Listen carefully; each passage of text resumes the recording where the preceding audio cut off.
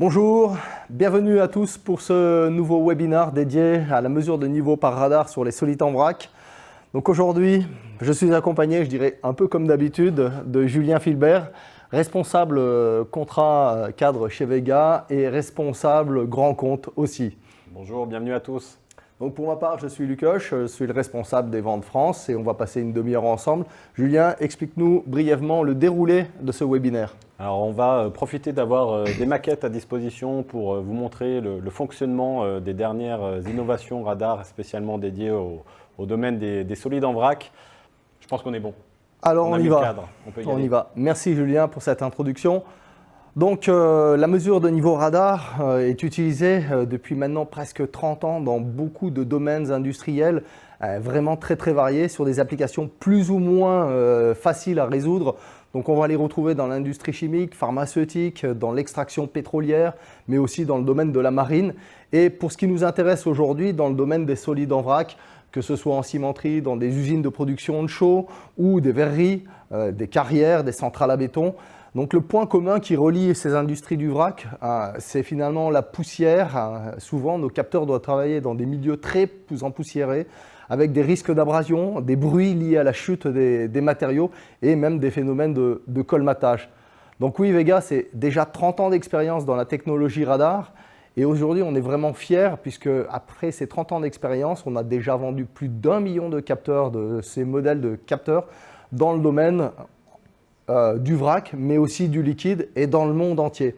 Alors, qu'est-ce qui a fait qu'aujourd'hui, la technologie radar s'impose comme un incontournable dans la mesure de niveau sans contact avec le produit? Julien, tu peux nous expliquer ?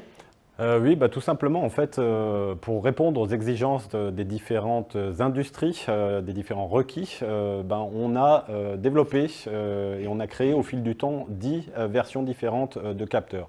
C'est les versions que vous voyez là à l'écran, des versions qui vont travailler avec une fréquence d'émission d'ondes de 80 GHz, de 26 GHz, de 6 GHz, des versions qui sont plutôt destinées à mesurer des liquides, d'autres des solides.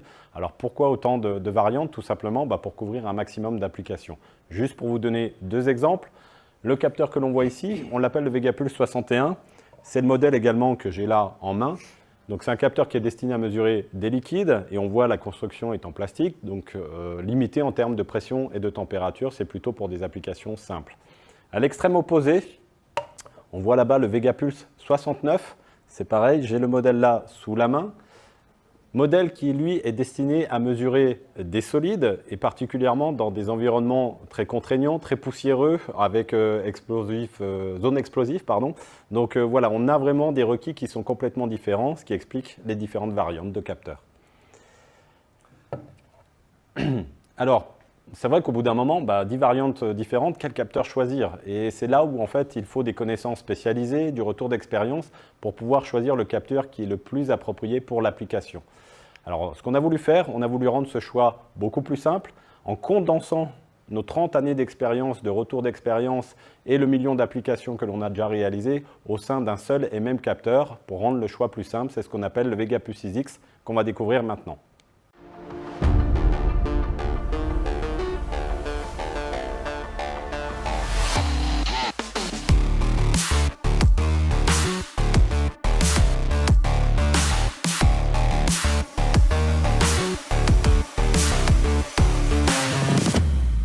Et donc, effectivement, le VegaPulse 6X, aujourd'hui, c'est un capteur quasi universel pour toutes les applications. En fait, qu'on soit sur des mesures de niveau sur des liquides ou sur des mesures de niveau sur des solides. Alors, c'est également un capteur qui intègre les 3 fréquences d'ondes électromagnétiques historiques. La dernière en date, c'est celle de 80 GHz. Ça permet de couvrir 80-90% des applications. Dans le domaine des solides en vrac, c'est celle qu'il faut choisir, c'est la plus performante. Mais on doit quand même garder les fréquences de 26 GHz et de 6 GHz pour des applications spéciales, notamment pour mesurer des réfrigérants ou de l'ammoniac. Pourquoi? Pour tout simplement donc couvrir les différents cas d'application que l'on a. On a conservé ces 3 fréquences d'ondes. Et alors, Julien, tu peux nous expliquer comment c'est devenu possible aujourd'hui une telle évolution? Aucun problème. En fait, ça vient du développement de notre deuxième génération de micromodules HF, micromodules haute fréquence. Le micromodule, c'est la petite pièce que vous voyez là.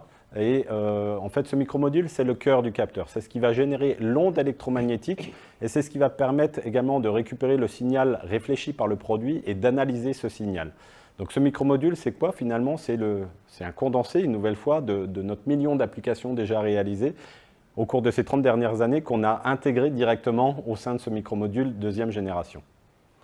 Alors, ce micromodule, il a subi un certain nombre d'évolutions techniques qui vont nous servir dans nos applications de tous les jours. Alors, on va en prendre un qui est vraiment particulier, qui est la plage dynamique du capteur. Effectivement, on a augmenté la sensibilité du micromodule, mais on a aussi augmenté la capacité à émettre les ondes. Donc, c'est grosso modo comme si le capteur criait plus fort et qu'il entendait mieux. Ce qui nous permet en fait de travailler sur une multitude de produits, que les produits soient très bons réfléchissants des ondes électromagnétiques comme l'eau par exemple, qui est conductrice, ou mauvais réflecteurs comme l'huile ou des solvants qui vont avoir tendance à retenir l'onde en retour. Donc on va trouver ces applications dans le domaine liquide, mais on va retrouver les mêmes caractéristiques dans le domaine des solides. Donc si je travaille sur du charbon qui est un peu conducteur, eh ben, je vais avoir un meilleur reflet. Si je travaille sur un sable qui est beaucoup plus lisse avec plein de facettes, je vais avoir une diffusion, une perte un peu de qualité de signal, mais ce n'est pas grave, l'appareil sait s'adapter. Et lorsqu'on va dans des applications encore plus pointues comme les pellets ou les copeaux de bois, voire les granulés plastiques, évidemment le diélectrique baisse encore, donc la capacité à réfléchir l'onde diminue. Ben, ce n'est pas grave, le Vega Pulse 6X est capable d'interpréter des signaux de toutes petites dimensions et de même pouvoir travailler sur des billes de polystyrène. Alors pour mettre en évidence ce que je viens de dire, on a préparé une maquette ici sur laquelle on a mis un Vega Pulse 6X qui est en train d'émettre ses ondes vers un produit à mesurer. En l'occurrence, c'est un réservoir d'eau avec un liquide teinté en vert jaune. Et derrière, on a une visualisation de la donnée sur le Vegamètre. Donc, il donne un pourcentage de remplissage. Donc, si je prends mon bac et je le monte, c'est comme si je remplissais mon réservoir finalement. Et bien donc, on voit l'évolution du niveau qui monte progressivement. Donc, on monte 63, 65, 70%. Et donc, lorsque je redescends, ben, le niveau diminue tout simplement. Donc ça, c'est pour vous montrer le fonctionnement. Ça, c'est une application simple, hein, un liquide conducteur. Comme je vous l'ai expliqué, ça roule tout seul. Mais voyons ce que ça donne avec du charbon de bois, donc qui est un multifacette, donc qui peut refléter des signaux un peu dans toutes les directions. Mais comme je vous l'ai dit, c'est légèrement conducteur électriquement. Et ben donc, on a quand même un bon signal en retour. Donc, je vais faire la même manipulation pour voir si mon capteur suit le niveau. Donc, c'est ce qu'on voit bien. Je monte le bac. 70%, je redescends le bac, je reviens à la position initiale, aux alentours des 54%. Je vais pousser mon ensemble sans renverser le bac. C'est la chose la plus technique que j'ai à faire aujourd'hui. Hop. Merci Julien. Donc on va continuer nos manipulations et on va monter en difficulté avec les granulés, les agrégats qu'on peut retrouver dans des centrales à béton par exemple et qui peuvent diffuser les signaux un peu dans toutes les directions et qui est un peu moins bon réflecteur. Donc là je vais avoir besoin de Julien parce que c'est un peu plus lourd quand même. Donc on va faire la même manip, on va monter nos agrégats, nos granulats et donc on voit bien que le capteur suit parfaitement le niveau. Et si on monte en difficulté, donc avec du sable, donc Julien m'a demandé s'il pouvait le récupérer ce soir pour l'amener aux enfants. Donc je lui ai dit oui, c'est le dernier séminaire, dernier webinaire, tu peux récupérer le sable. Merci. Maintenant on va voir, avant de le récupérer, on va quand même jouer avec, nous aussi. Hein. Donc le sable, la problématique c'est que c'est tout petit, c'est des petites facettes, donc le signal peut être dispersé dans toutes les directions, mais là on voit qu'on a déjà une bonne mesure, et on soulève, donc c'est très dense, et donc on voit que, pareil, on suit parfaitement le niveau avec notre sable. Donc on va monter en difficulté. Je vous ai dit que plus le produit était isolant électriquement, plus son diélectrique était faible et moins l'onde était réfléchie. Donc on va utiliser maintenant des céréales, donc du maïs. Donc là j'ai des grains de maïs et je vais essayer de mesurer mes grains de maïs qui ont des facettes pas uniformes évidemment et qui en plus ont un pouvoir isolant assez élevé si on parle en termes de diélectrique. Et donc on fait la même chose, donc on mesure sans difficulté le maïs, on soulève, paf, on suit le niveau, on redescend, c'est parfait. Donc c'est pareil, le maïs, comme le sable, tu peux le récupérer pour tes pop-corn. Et dernier essai, avant-dernier essai parce qu'on vous a gardé une surprise pour la fin. Dernier essai avant le final. Donc c'est les granulés plastiques, donc un produit parfaitement isolant, alors qui donne un avantage des fois pour des mesures radar. Quand on est en industrie chimique ou même dans des stations de traitement des eaux usées, on peut faire des mesures au travers des matériaux synthétiques, au travers du toit de la cuve, parce que celui-ci est en matière plastique. Mais pour autant, il y a des cas d'application où on veut mesurer le niveau. Et donc, dans ce cas-là, on va vérifier que notre capteur fonctionne bien. Donc, on est capable aussi bien, dans certains cas, de mesurer au travers et dans d'autres cas, de mesurer le produit. Donc, ça montre la polyvalence de notre capteur VegaPulse 6X. La dernière application dont j'ai à vous parler, qui est la plus dure, je l'ai mise en évidence sur la diapo précédente, c'est la mesure de niveau de polystyrène. Donc là, on a des billes de polystyrène. On voit que c'est très, très, très léger, très volatile. Et donc, l'idée, c'est de voir si notre capteur est quand même capable de mesurer ces billes de polystyrène. Donc, on va placer le réservoir de polystyrène en dessous. Et donc, on voit qu'effectivement, on mesure bien 33% de remplissage. Donc, le niveau est un peu plus bas que les bacs qu'on a vus précédemment. Maintenant, Julien, je vais te demander de m'apporter la trémie pour remplir le bac de polystyrène. Merci beaucoup. Tu es un excellent assistant. Donc, je vais remplir sans en mettre partout à côté, de préférence. Donc, on va remplir progressivement. Et regardez si le niveau évolue.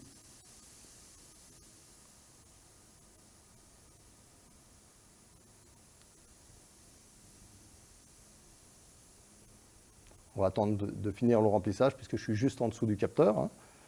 Voilà, je n'ai pas besoin de tout mettre. Mais on voit qu'effectivement, on a rempli le silo, donc on a suivi parfaitement le niveau, malgré le fait que le produit soit de très très faible diélectrique. Donc on voit ici la polyvalence du capteur. On arrive à mesurer des produits très conducteurs, on arrive à mesurer des produits très isolants avec le même instrument de mesure. Alors aujourd'hui, tu voulais passer J'allais passer derrière. Ah, ok. Aujourd'hui, le capteur VegaPulse 6X est capable de mesurer quasiment n'importe quel type de produit, mais il est aussi capable de mesurer sur des très grandes distances, jusqu'à 120 mètres, dans des conditions très variées.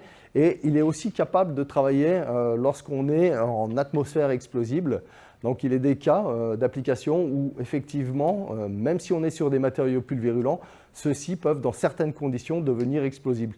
Alors si on prend du charbon, on comprend facilement que la poussière de charbon peut devenir explosible, mais dans le cas par exemple de farine ou de sucre, lors de remplissage de silos, on peut créer des conditions de poussière et si on est soumis à une source de chaleur, ça peut être un moteur, ça peut être une étincelle, on a un risque d'explosion. Donc Julien, tu peux nous montrer les risques auxquels sont soumis les capteurs Vega ?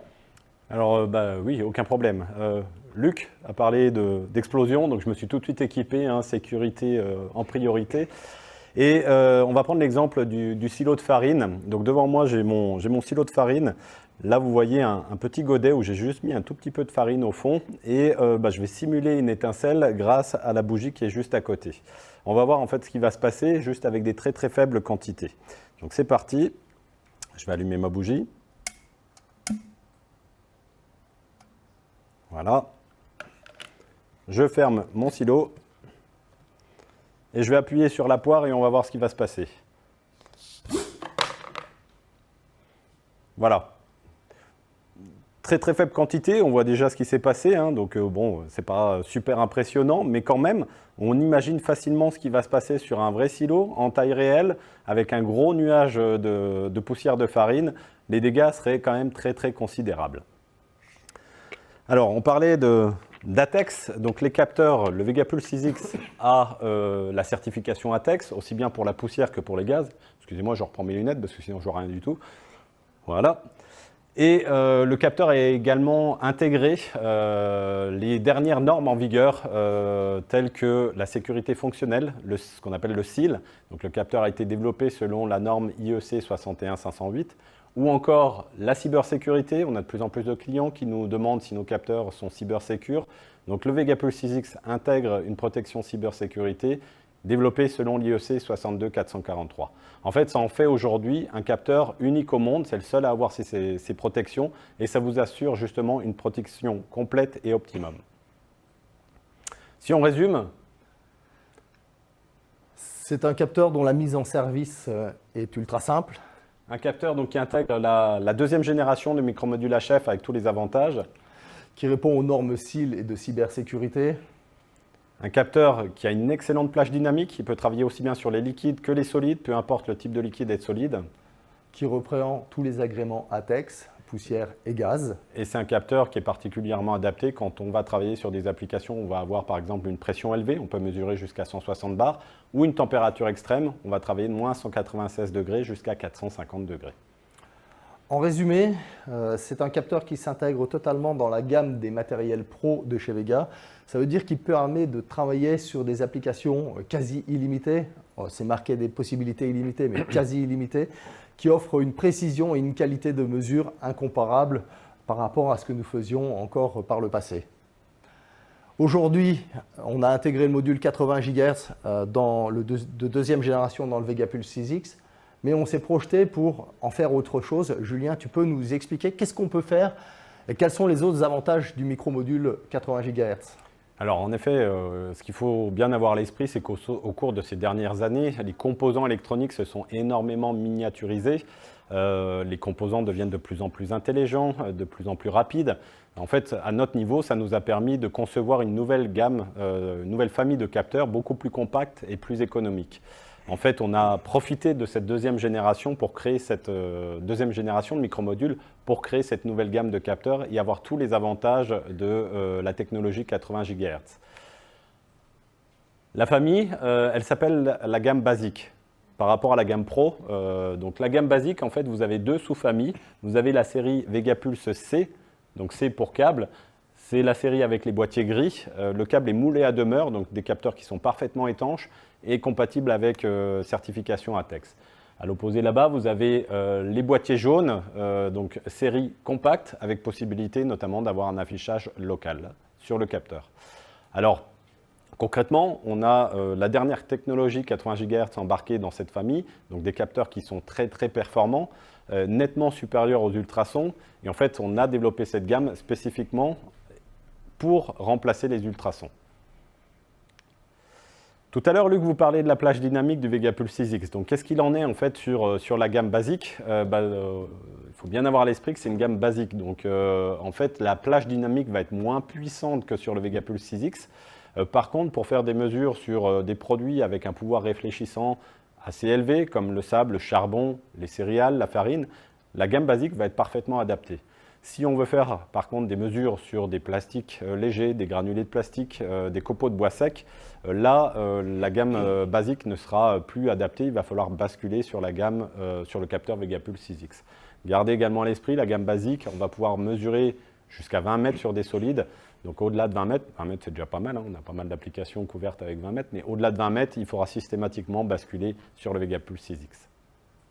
En résumé, si tu peux passer sur la diapo suivante, en résumé, les applications typiques, ça va être le capteur en bout de bande transporteuse pour détecter un niveau dans une trémie sur un stock pile par exemple. Ça va être des trémies ouvertes, des trémies de réception de matière. Ça va être des petits silos de céréales ou de copeaux de bois par exemple. C'est là où on va retrouver la gamme basique. Alors maintenant, comme à l'instar de ce que j'ai fait tout à l'heure pour la présentation du Vega Pulse 6X, je vous ai préparé quelques petites manipulations avec le Vega Pulse C21 ici, raccordé à un Vegamètre, et on a mis une petite batterie pour alimenter. Le fonctionnement est exactement le même. Si le niveau monte, la valeur augmente. Si le niveau baisse, la valeur diminue. Donc, je vais faire le même fonctionnement. Donc, je me mets au-dessus du bac d'eau. Donc, si je m'éloigne, ma valeur va diminuer. Effectivement, c'est comme si ma cuve se vidait. Et si je l'oriente correctement, ok, là, il glisse. Et si je le mets sur mon silo de charbon de bois, par exemple, on voit qu'on a aussi un fonctionnement parfait. Je me rapproche du charbon et j'ai bien un niveau qui évolue positivement. Donc, si je m'éloigne, c'est comme si je vidais la cuve. Et ça fonctionne exactement de la même manière. Donc, on va aller tester les autres produits. Donc ici, je me rapproche des granulés. Donc on va regarder ce que ça donne sur une mesure de niveau de granulés. Si je m'éloigne, si je suis bien la vidange du silo.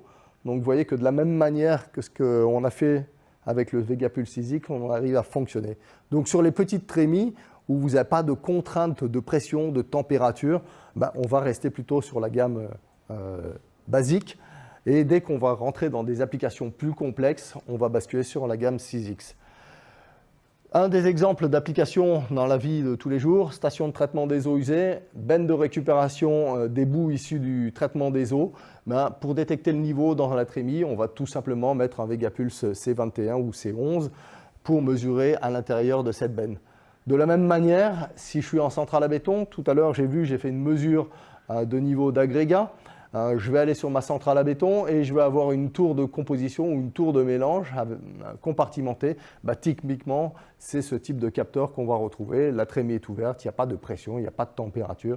Le C21 va convenir parfaitement à ce type d'application, ou le C23 si les trémies sont de grande hauteur. Donc si on résume un petit peu et qu'on vous montre à quoi ressemblent en grandeur nature en fait ces capteurs, là j'ai le Vegapulse C23, donc c'est le modèle qui va être le plus puissant avec la version câble qui va permettre de mesurer jusqu'à 20 mètres. Là j'ai le Vegapulse 31 avec l'affichage. En fait, c'est des capteurs qui sont avec des boîtiers très résistants au PVDF, comme vous pouvez le voir, des designs qui sont vraiment très compacts, très légers. Donc facile à installer, facile à mettre en œuvre. Par contre, c'est une gamme basique comme on l'expliquait tout à l'heure. Donc en termes de variantes de raccord mécanique, vous avez du 1 pouce, du 1 pouce et demi. Donc voilà, il n'y a pas énormément de variantes possibles. Mais pour couvrir les applications que vous avez, en tout cas les applications simples, c'est largement suffisant. Tout à l'heure, Luc, vous parlez de la tour de mélange. On profite juste d'avoir un client qui est à côté de notre maison mère, là où on fait cette présentation. Un client qui est spécialisé dans les matériaux de construction. Il nous a ouvert ses portes très gentiment pour faire cette petite vidéo et vous montrer un exemple en fait, d'installation sur une tour de mélange. Alors la tour de mélange, une des spécificités, c'est que vous allez avoir le silo principal et après le silo va être compartimenté pour stocker les différents matériaux, le sable, les graviers, etc. Donc le but du jeu, là, ça va être d'être capable de mesurer jusqu'en bas du silo, dans chaque compartiment, pour s'assurer d'avoir le bon niveau pour chaque produit nécessaire à la fabrication. Pour ça, en fait, on a installé le Vegapulse C23 parce qu'il a un excellent angle de focalisation, un angle de 4 degrés, c'est ce qu'on a de meilleur, et ce qui va vraiment permettre d'aller mesurer jusqu'au fond du silo, donc d'optimiser en fait la hauteur de mesure. On voit que le silo est ouvert, environnement poussiéreux mais ouvert, donc en fait pas de contraintes tout simplement pour la gamme basique. À côté de ça, il y a un silo de ciment, donc là le silo est complètement fermé, l'environnement est très poussiéreux, il peut y avoir du colmatage. Dans ce cas de figure, le C23 ne va pas forcément être adapté et on va plutôt recommander l'utilisation du Vegapulse 6X pour les raisons qu'on vous a expliquées tout à l'heure. Luc, est-ce que tu vois d'autres applications avec des problématiques similaires où la gamme basique finalement pourrait avoir sa place? Alors, oui, Julien, oui, je vois d'autres applications. C'est vrai que ce capteur est relativement économique, il est en raccord synthétique, donc il peut convenir à des applications très simples. Et moi j'ai pensé spontanément au silo d'alimentation animale, où pour anticiper et éviter des ruptures de stock, on pourrait très bien mettre le capteur en sommet. Sauf que ces silos, ils n'ont pas été étudiés pour recevoir un capteur, il n'y a pas d'alimentation, il n'y a pas de chemin de câble.